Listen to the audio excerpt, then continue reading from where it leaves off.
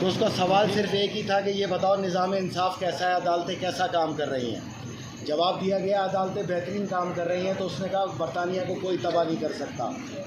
در حقیقت انصاف کے حصول کی یہ جنگ جو گزشتہ 15 سال سے 2009 سے جاری ہے، اس کے حصول کے اندر آپ کے سامنے تمام کاوشیں اور محنتیں موجود ہیں.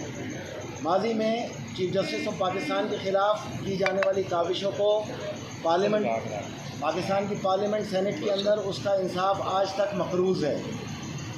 ثاقب نثار کے خلاف دائر کیے جانے والا سپریم جوڈیشل کونسل کا کیس 2018 سے انتظار میں ہے کہ اس پہ انصاف کیا جائے. چیف جسٹس ثاقب نثار کے خلاف 2018 اپریل کے اندر سپریم جوڈیشل کونسل کے اندر ان کی کانڈکٹ کی خلاف ورزی کے اوپر آرٹیکل 209 کی خلاف ورزی اور آرٹیکل 25 کے تحت کیس دائر کیا تھا. ہم نے یہ دیکھا کہ سپریم کورٹ کے اندر متعدد بینچ بنائے گئے اور مخصوص شیریں اس بینچ کے اندر رکھے گئے. کچھ ججز کے خلاف سپریم جوڈیشل کونسل کے اندر کارروائی کی گئی اور کچھ ججز کو بالکل ہی مستثنیٰ قرار دے کے ان کارروائیوں سے محفوظ رکھا گیا. وہی مخصوص شیریں مختلف بینچز میں نظر آئے، جس کے اندر 11 مئی 2023 کو ایک تاریخی فیصلہ اس بینچ میں موجود ججز نے چیف جسٹس عطا بندیال کی سربراہی میں پیش کیا، جس کے مطابق سابق وزیر اعظم پی ٹی آئی کے چیئرمین کی احاطہ ہائی کورٹ سے گرفتاری کو غیر قانونی قرار دیا گیا. یہیں پہ میرا کیس زندہ ہوا اور میں نے وہ کیس جو ثاقب نثار اور اس کے بینچ جو مختلف ججز موجود تھے انہوں نے مجھ پہ دہشت گردی کا پرچہ کیا. میرا سوال صرف یہ بنتا تھا کہ آپ نے سابق وزیر اعظم اور ایک پارلیمنٹیرین کو اسلام آباد ہائی کورٹ سے گرفتاری کو غیر قانونی قرار دیا، جبکہ فیصل رضا عابدی کو توہین عدالت میں بلا کر ایک رات قبل ایک اور توہین عدالت بما دہشت گردی کا کیس کرا کر اپنی عدالت کے باہر سے پولیس بلا کے گرفتار کرایا. یہ کیسے قانونی تھا؟ یہ انتہائی غیر قانونی قدم تھا، یہ ذاتی اناٹ تھا، یہ انتقام تھا، یہ پاکستان کے ایک شہری کو رسوا، برباد اور دہشت گردی کا طوق ڈالنے کا ایک ایسا طریقہ کار تھا جس سے سپریم کورٹ کی عمارت اور اس کے انصاف کو مجروح کر دیا پوری دنیا کے اندر. تاریخ نے سب سے بڑی آپ کو حقیقت یہ بتاتے چلیں کہ جب یہ کیس کیا سپریم کورٹ آف پاکستان نے مدعیت میں تاریخ میں پہلی بار سپریم کورٹ آف پاکستان مدعی بنی اس کیس کے اندر. P R O supreme court Shahid Hussain Kamboh کی مدعیت میں یہ کیس داخل کیا گیا دہشت گردی کا، اور یہ کیس ٹیرس کورٹ کے اندر سپریم کورٹ ہار گئی. فیصل رضا عابدی کی جیت ہوئی. فیبروری 2020 میں سپریم کورٹ آف پاکستان پھر ہائی کورٹ کے اندر اس بریت کے فیصلے کے خلاف اپیل میں گئی. چیف جسٹس اطہر من اللہ اور جسٹس اورنگزیب نے وہ کیس سنا اور اس کو ان لیمینی قرار دیا گیا. اس کیس کو اس میں پوچھا گیا سپریم کورٹ کے وکیلوں سے کہ آپ کو اس بریت کے اندر کس قانونی نقطے پہ اعتراض ہے، تو انہوں نے کہا ہمیں کسی چیز پہ اعتراض نہیں ہے، تو اس کو ڈسمس کر دیا گیا. یہ کیس انٹیکٹ ہوا. فیصل رضا عابدی کی جیت ہوئی. فیصل رضا عابدی نے سپریم کورٹ آف پاکستان کو 22 مئی کو ایک لیگل نوٹس ارسال کیا.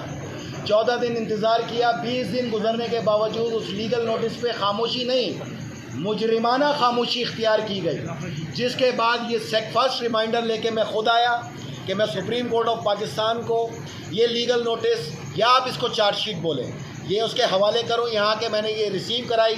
مجھے امید ہے کہ اس سپریم کورٹ کی پوری بلڈنگ جو اس مدعیت کے اندر موجود ہے، اس کا ایک ایک ملازم، اس کا ایک ایک جج جو اس مدعیت میں موجود ہے، وہ میرے انصاف کی طرف گامزن ہوں گے اور آواز بڑھائیں گے اور مجھے انصاف دیں گے. اور ان ججز کو جنہوں نے یہ دہشت گردی کا پرچہ مجھ پہ کرایا، آپ اور ہم یہ ذکر کیا کرتے تھے کہ فلاں وڈیرے نے، فلاں چودھری نے، فلاں سیاستدان نے، فلاں سیاسی لیڈر نے دہشت گردی کے پرچے میں بند کرا کے ناانصافی کی. تو سوال آپ صحافیوں سے یہ ہے، اگر ایک وڈیرا، ایک جاگیردار، ایک سرمایہ دار، ایک سیاسی لیڈر دہشت گردی کے پرچے بند کراتا ہے تو سپریم کورٹ آف پاکستان میں اور ایک کھڑے کے چوکیدار میں کیا فرق ہے؟ اس نے بھی وہی دہشت گردی کا پرچہ کرایا. اگر سپریم کورٹ آف پاکستان نے یہ جعلی پرچے کرانے ہیں تو پھر سپریم کورٹ آف پاکستان کہاں کھڑی ہے؟ اس کا فیصلہ آپ اور عوام پاکستان کریں. فیصل رضا عابدی اپنے انصاف کے لیے آیا ہے.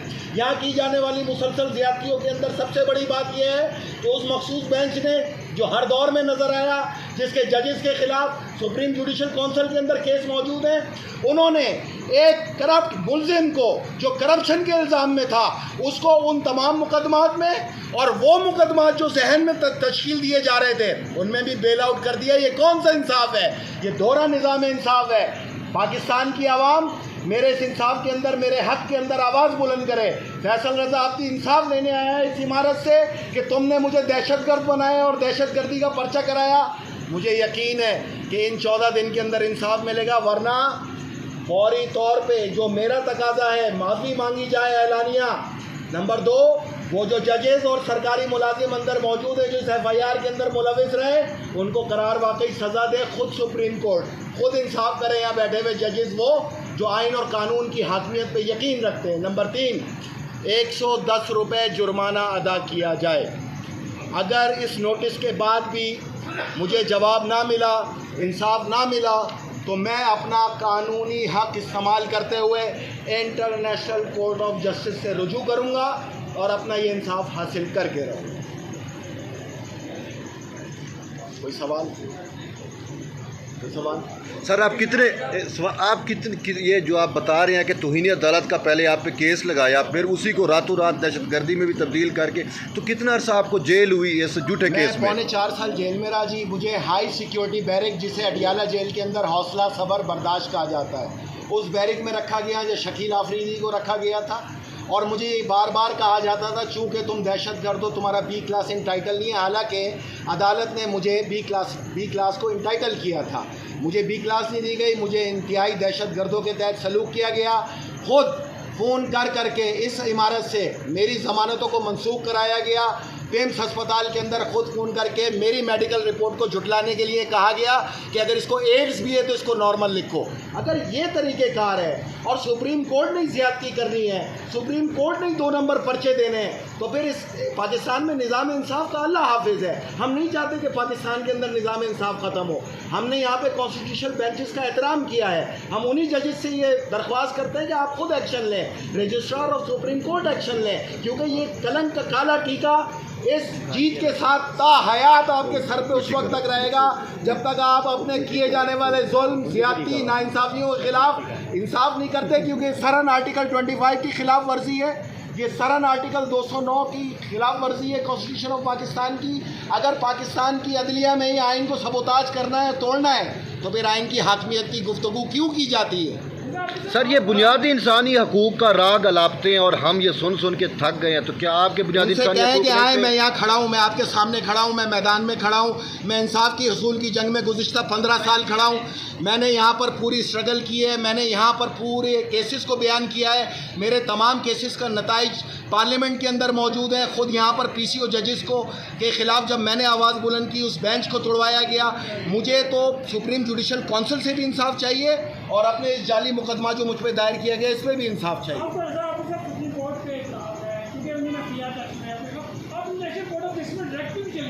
جناب ایک دیکھیں، اہتمام حجت بھی کوئی چیز ہوتا ہے۔ آپ انٹرنیشنل کورٹ آف جسٹس میں جائیں گے تو سمن کس کو ہوگا؟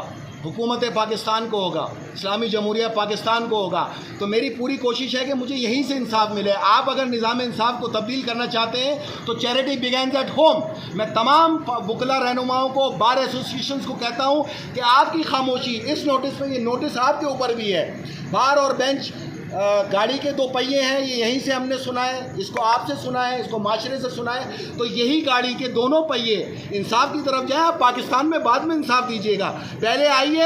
آپ جن عدالتوں کی بات کرتے ہیں، ان پہ تنقید کرتے ہیں، آپ بے شک کیجیے، لیکن یہ بھی تو بتائیے اگر ان عدالتوں میں ہم انصاف لینے آئے تو کوئی ایگزامپل تو دیجیے آپ۔ اور اگر آپ کے پاس ایگزامپل نہیں ہے تو تاریخ کے مورخ کو فیصل رضا عابدی کی صورت میں ایگزامپل مل گئی ہے۔ فیصل رضا عابدی اس کیس کو لڑے گا، ان تمام لوگوں کو جو اس کے اندر ملوث تھے ان کو ہتھکڑی ڈال کے انشاءاللہ جیل میں پھینکوائے۔ ان کو پتہ چلے کہ ظلم کیا ہوتا ہے، ان کو پتہ چلے کہ اختیار کا ناجائز استعمال کیا ہوتا ہے۔ کیا اختیار اس لیے دیا گیا ہے کہ ذاتی اناد اور دشمنیاں نکالی جائیں ان ججز کی کرسی پہ بیٹھ کے جو منصف ہیں؟ اگر یہ انصاف ہے تو پاکستان کا پھر اللہ مانے گے۔ جو سیاستدان کہتے پھرتے ہیں ہم پاکستان کو ترقی دیں گے، میں ان کو بتاؤں ترقی اس وقت تک ممکن نہیں جب تک نظام انصاف کا آغاز رہے. فیصل رضا صاحب آپ یہ بتائیں, آپ کہنا انٹرنیشنل کورٹ آف جسٹس میں جائیں گے, وہاں تو فرد واحد جاری ہے, وہ تو اسٹیٹ جاتی ہے وہاں پہ. جی ہاں, برنٹ اینڈ ریسلز ٹریبونل جو ہے وہ اس کا ونگ ہے, اور وہاں پہ میرا پورا اختیار ہے کہ میں وہاں جاؤں. یہ بھی تو اسٹیٹ آرگن ہے نا. اگر آپ سپریم کورٹ ہی آپ کو انصاف نہ دے تو آپ کے پاس کون سا رستہ بنتا ہے؟ تو ریسلز ٹریبونل جو ہے وہ اس کا بہترین رستہ ہے. وہ organ international court of justice کا ہیگ میں موجود ہے. انشاءاللہ ہم وہاں ضرور جائیں گے. لیکن یہ ہمارا فرسٹ ریمائنڈر ہے. ہم اہتمام حجت کرنا چاہتے ہیں, ہم آخری نہج تک جانا چاہتے ہیں. ہم چاہتے ہیں کہ ہمیں انصاف دیا جائے. اگر انصاف نہیں دیں گے تو پھر ہمارے پاس اور کیا رستہ بنتا ہے علاوہ اس کے کہ یا تو اس ملک سے ہجرت کر جائیں یا پھر عالمی اداروں کے پاس انصاف کے لیے جائیں کہ جی یہ سپریم کورٹ آف پاکستان خود جعلی پرچے دے رہی ہے, خود دہشت گردی کے پرچے دے رہی ہے, تو اس میں اور ایک وڈیرے میں فرق کیا ہے؟ کچھ بھی نہیں. حافظ صاحب یہ بتائیے گا کہ سیاسی کوشچن ہے جو کل ہوا پیپلز پارٹی اور جماعت اسلامی کے میئر کے درمیان الیکشن ہوا, اس پر آپ کیا کہنا چاہیں؟ بھائی جان, میں نے اس میں کیا کہنا ہے, آپ کے سامنے فاشزم کی ایک پوری داستان ہے جو آپ کے سامنے. فاشسٹ اور کسے کہتے ہیں بھائی؟ کسے کہتے ہیں فاشسٹ؟ مطلب اگر ان سیاسی رہنماؤں کے ہاتھ میں مکمل اختیار آ جائے نا تو ان سے بڑا ڈکٹیٹر کوئی نہیں ملے گا. ان سے بڑا ڈکٹیٹر ہے ہی نہیں پاکستان میں, اور یہ ثابت ہوا کل کے الیکشن میں. اگر اس طرح کی جیت ہے, 33 ووٹ لے کے 15 دن بعد رزلٹ دینا ہے, پھر اللہ حافظ ہے جی, کچھ بھی نہیں بچا. پھر کس چیز کے الیکشن کا تقاضا کرتے ہیں؟ اگر ایسے ہی بندر باٹ کرنی ہے تو